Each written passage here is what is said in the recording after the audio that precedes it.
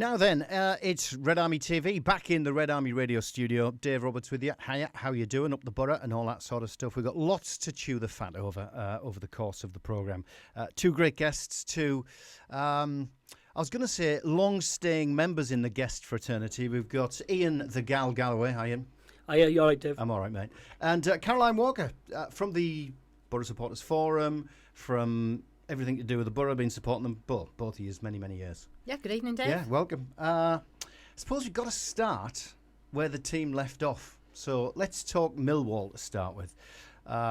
We did the business just against Wigan. I know we were clinging on for dear life at the end against 10-men Wigan.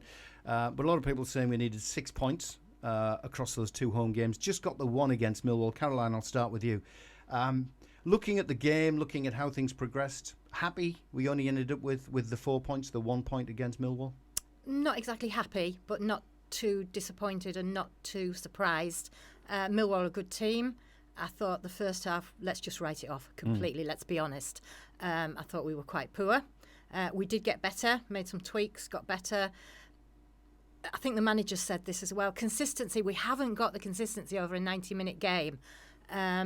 But if we have aspirations, and I personally don't have aspirations of promotion this season, if we reach the playoffs, for me, it'll be a big bonus. But if we do have any aspirations, we really should actually be beating teams like Millwall. And that's not to diss Millwall at all, because they are a decent team. But at home, we should have probably picked up the 3 points, but not overly disappointed with a draw. It doesn't go down as a loss, so it is 2 unbeaten. Gal, you've never been one to pull your punches, mate. What do you reckon to it? I was very, very disappointed. I can honestly say, if I was a Millwall fan, I would be disappointed with the manager that they didn't go from the get-go. Because I genuinely think we were there for the taking, especially the first half, has been alluded to. I haven't been to a game all season where I've seen us play 90 minutes of football yet. I've seen 20 minutes here, a gap, and then another 20, and then that's it. I've never seen 2 full halves of football. We're just not there at all in consistency. What was missing against Millwall? I think it's the midfield spark. We talk about it a lot. Spark. I mean, great word. George Saville was brought in to provide that. He hasn't had enough games in the right position. And I think, when people say, he's on a fortune, he should be able to play anywhere. But I just thought it was a bit harsh on him to bring him in against Millwall, bearing in mind that we'd bought him from Millwall.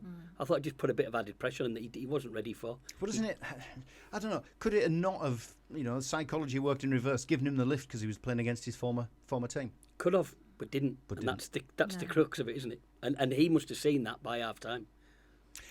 Are you concerned, Caroline? I mean, we're half a dozen games into the season now. I think we're still living on the coattails of that Luton performance where everybody went, wow. Yeah, no, absolutely. I can remember saying to quite a lot of people, wow, this is going to be some ride this season. And that was the very first game, and it's all gone downhill, unfortunately, after that. Concerned a little. I see flashes, and I'm hoping that I get to see more and more and more flashes as the games go on, maybe leading up to Christmas. If we're still where we are and the games are still going the same way as they are now after the Christmas break, then I will be really concerned. But I think there's enough there to show that actually we can start being a lot more consistent, turning in some performances, scoring some goals.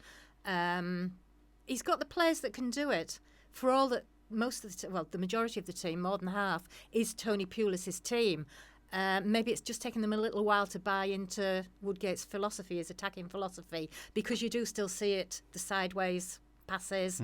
And looking backwards. Yeah, forgetting to look forward. Now, I don't subscribe to the fact that you pass it forward at any cost. If you've got a red shirt behind you or the side of you that can open up some space, great.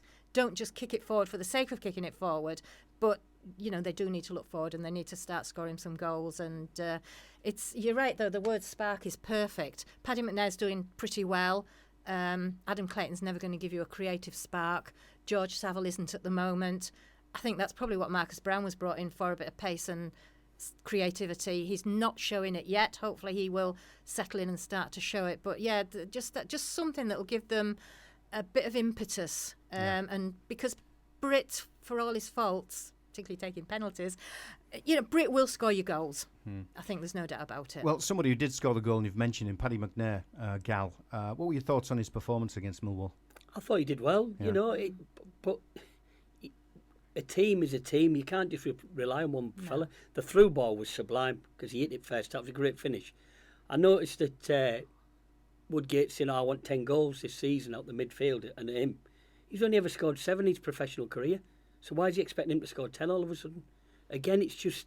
Well, he was saying he wants that from all his attacking-minded midfield players. But you've got to set sensible targets for people. You just heaping pressure on someone because all the fans now will be thinking, right, McNair 10 goals. He's never scored. He scored 7 his whole career. What is that all about? That's not good management. That's just extra pressure for no reason. Okay, is it more inexperienced management?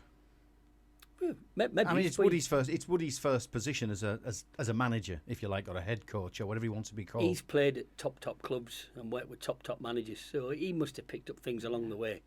I mean, you wouldn't say to a kid, right, I want this to achieve this target, and it's just unrealistic. You know, you'd set them something they can get, maybe. In fairness, maybe he knows Paddy McNair better than us, and maybe he thinks that by setting him a target, whether we think it's unrealistic or not, maybe he thinks that will spur him on to actually do it. I don't know.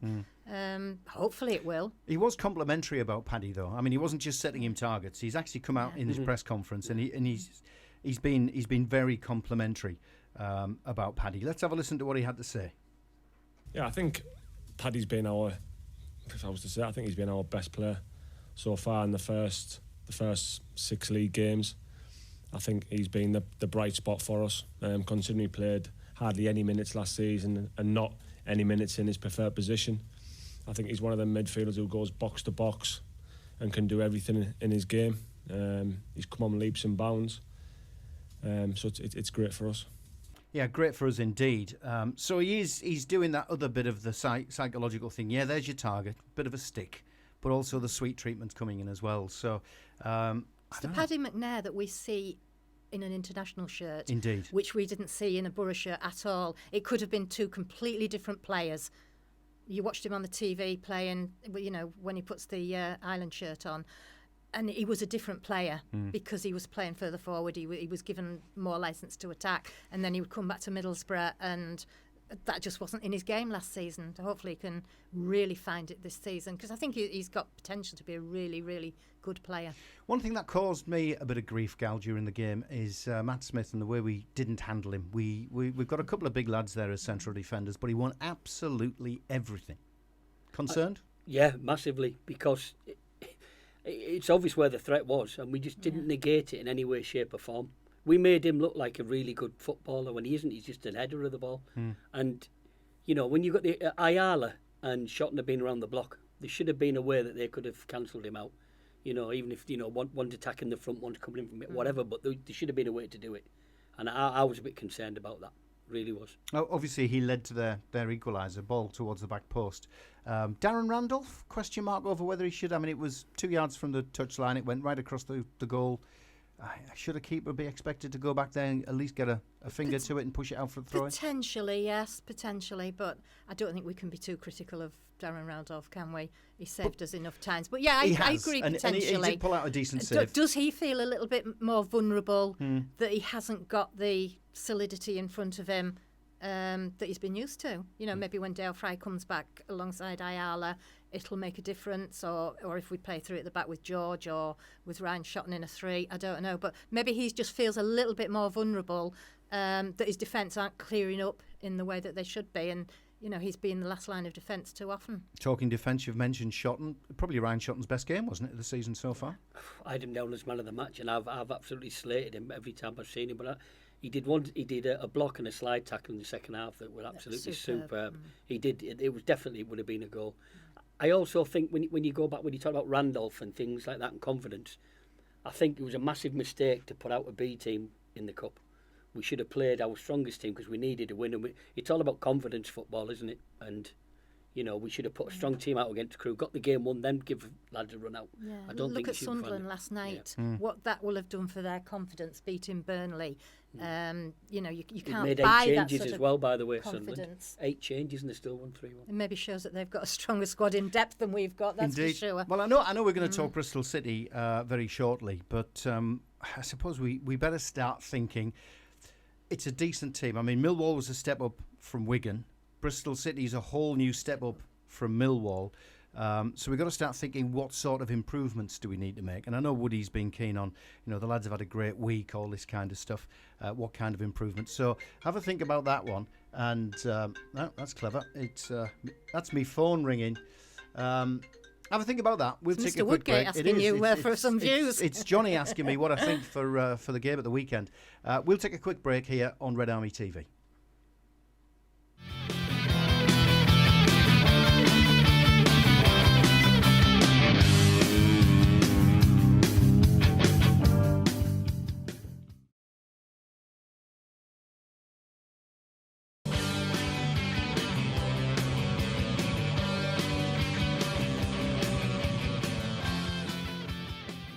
Welcome back to Red Army TV. We're in the Red Army Radio studio. We've got Ian Galloway with us and Caroline Walker. We're chewing the cud over all things Borough, Millwall. We're looking ahead to Bristol City. I'm actually going to do a little hop further forward, if I can, if you'll allow me, before we get into that, because International Week's not far away. Good to see Rudy Gusted getting called back up. I think it's his first time in 2.5 years. We thought he had retired, but obviously not. I know he's not featuring an awful lot, Gal, but a little bit of an international pat on the back can't do him any harm, can it?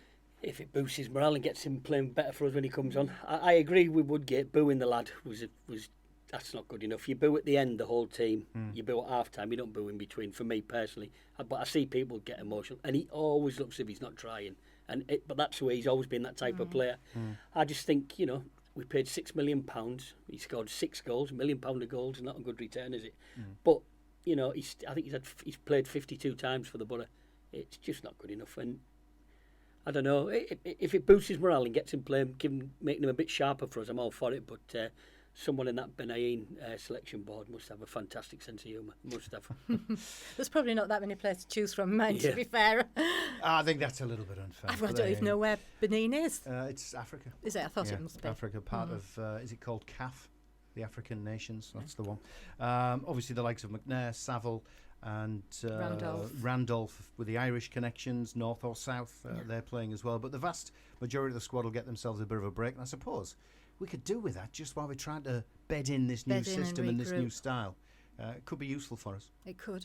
I think though, I know we're not talking about Bristol City yet, but I think it's such a vital game in that respect as well.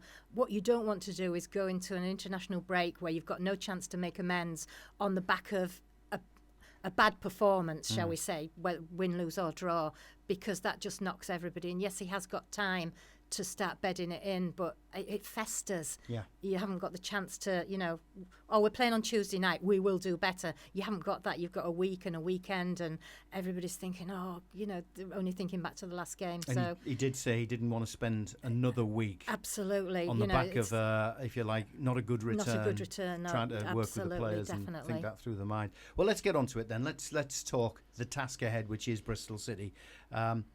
Woody rates them as a good team. They're going to be, because they've been up and about the playoffs for the last few years. How tough a battle have we got on our hands? I think it's very tough. I think up until this season, probably the last 3 seasons, we look at teams like Bristol to nick players off, and players think it's a step up to come to Middlesbrough. They've always been known for selling, but Lee Johnson's been there a long time. He's a very, very well drilled team, and I think it'll be a difficult game. I know we won 2-0 last year. Braithwaite scored off a bad back pass. He's gone. And Britt scored off a header, which was on a plate. So they're a decent team, and I'd take a draw now, if I'm being honest. So I would take a draw. I'm fearful we might get turned over by them, to be honest, while we're still learning and still trying to bed in. They've had a flyer, haven't they? Well, flying start to the season, really. They have, and they're going to see this as an opportunity to take the Borough scalp while we're still developing. They will be devastated if they don't beat us. And while we're still classed as a big scalp at the minute. Well, we are. Yeah, we are still seen as a big team in this league. We're seen. I don't know whether you agree, Caroline, but we're seen as a big scalp. We're seen as a team that should be challenging, irrespective of the changes that have gone on. And at the moment, we're weakened somewhat because new manager, new styles, handful of new players, still not bedded in yet. I mean, I'm sure that's how City are looking at it. Oh, definitely. Great opportunity for them. But there's a huge perception around Middlesbrough that is false, and it's put about by people like Sean Dyche and others, that we spend. Ginger nut. Spend. But actually, when you look over the last 2 or 3, 4 seasons at our ins and outs, we're nowhere near the top of the spending tree, whatever. But yeah, we are still seen as a big team. Well, I mentioned Woody had his say in the press conference about Bristol City. Let's have a listen to what he actually said. He was pretty complimentary. Excuse me, I'm trying the teeth in for the dog. This is what he had to say. Well, we're unbeaten in 5 games, league games. I've watched the game against Leeds as well as other ones. They're a good team. They've been together for a number of years now with this manager Lee Johnson. He's done a really good job. They'll be thereabouts this season. Top 6, I'd say. They've sold a couple of players this season, but also brought a few in, and they're a good team. It'll be a difficult test for us. Yeah, I think we all agree it's going to be a difficult test. What do we have to improve, Gal? Obviously, we've got to stop leaking goals, which I think we're giving away some really soft goals, which say what you want about Pulis, but if it's the same defence, we weren't leaking them last year. But we we're not scoring. And again, it's what you alluded to earlier, Dave.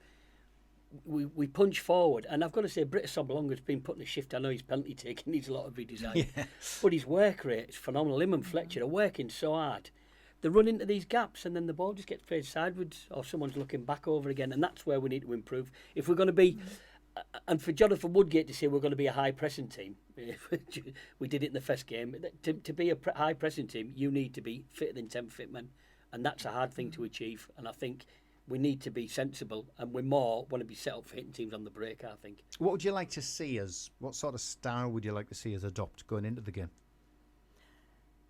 We've got to show no fear. I think we've got to attack them, play them at their own game, attack them, make them worry about us rather than worry about what they're doing.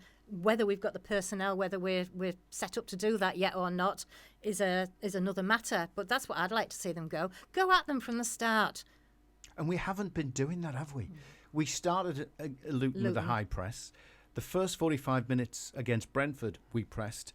But the watershed seemed to be half-time against Brentford. Yeah. And we're almost as though we're fearful now of attacking and being caught out because we're not pressing high. Yes, there's an argument the other teams have found us out already and they're stopping us from doing it. But really it's down to us with 2 home games that we've just had to be having a go, isn't it? It's very, very physical, this high press. People forget that the professional footballers, they can do that. But there's a lot of ground to be covered. But wouldn't we see them pressing in the first 45? Yeah, but you have to go in packs. You have to be in 2s and 3s to close a space off. If you watched Chelsea the other week, they closed the space off, then Mount stood back, almost saying to the keeper, pass him the ball, I'm not going to bother. As soon as the keeper passed the ball to him, Mount was on him and it was in the back of the net. And that's what we think we're playing. But we're not. We're not. We haven't got the personnel for that. It's quite interesting. I've been watching the Leeds United documentary from last season, and Marco Bielsa, obviously his game is based on the high press. And at the first half of the season and just after Christmas, they were doing it brilliantly. And he has them in apparently for 8-9 hours every day. They've even got beds at the training room because sometimes they sleep over. But I think that it showed at the end of the season that actually to keep it up for the whole 9-10 months of a season, it was too much. And we all saw how Leeds tailed off. Yeah. Obviously, most Middlesbrough fans would say they bottled it, but and they had a big squad, to be fair. Yeah, it became obvious that they were fatigued because it is such, as you say, an intense way to play football, and maybe we'll get there eventually. But we've got to be realistic. We're not going to get there in 6 games. We might not even get there in 6 months. Yeah. What Bristol City and Lee Johnson have done, it's a project. He's been there. He's been given the time to build and build. And every season they've been challenging there and thereabouts, and they're getting a bit better. And I think we are now starting from their starting point. And we're going to have to build and build and build. And some of the youngsters who everybody raves about are going to start coming through. And there's an interesting word which Woody touched on in his press conference, and we'll get your thoughts after we've heard it from him, which was consistency. I think at times we've been good in 45 minutes and not so good in the next 45, so it's getting that together. One game we're good in the first 45, the second 45 we're not so good. We need to put that together now. There is slight improvements in the team which do need to get better. So consistency is important. I mean, I think we're all on the same page there. It would be nice to see a consistent Borough performance. I agree, but I have a bit of sympathy with Jonathan Woodgate because you wouldn't have got a bet in Ladbrokes here that he was going to be the next manager. So why it took us so long to appoint him and then make him go to everywhere that was already booked by Tony Pulis. And Tony Pulis' pre-season, it's a known fact that all his pre-seasons are geared around fitness. He had him out on mountain bikes 6 o'clock in the morning, all sorts. They were playing a game, doing a mountain bike ride on the morning, then travelling 4 hours on the bus to play a game. So I feel a bit sorry for him there. And I'll give it till Christmas and then have a look and see how we're getting on. I think he's at least 6 weeks behind everybody else by being appointed late. So I'll give him the benefit of the doubt. Do you know Julie Weston? Just a bit. Sister-in-law. All right, you then. know Julie Phillips, she's in your class. We got a minute. Actually, she was. Yeah. Go on, Ian is the message. And also Stuart Smith, listening, sat in my bivvy in Shropshire. Well, some people watch us in some very strange and listen to us in some very strange places. Let's have a go then. Predictions. Caroline, where are you for the weekend? What's the score going to be? 1-1, and I would be delighted with that. Give me that right now, and don't turn up, and I'll be happy. Who's scoring? Oh, Brit. 1-1. Then 1-1. if he does that, that'll be something like 7 goals in 11 games, which is not a bad return. Where are you? Obviously, Come I'm a on. Borough fan, but I think we'll get beat. I genuinely do. I think they're too strong for us, and I think we'll score. But I fancy Fletcher to get a goal. I think it'll be 2-1. something to 1. But I think Fletcher. I think he's due a goal. He's been very unlucky lately. I've got heart and head. I honestly feel we're going to get beat, but you know the heart says we're gonna come back with a point. We're out of time. Thanks very much for joining us on Red Army TV in the Red Army Radio studio, and we'll catch you next week.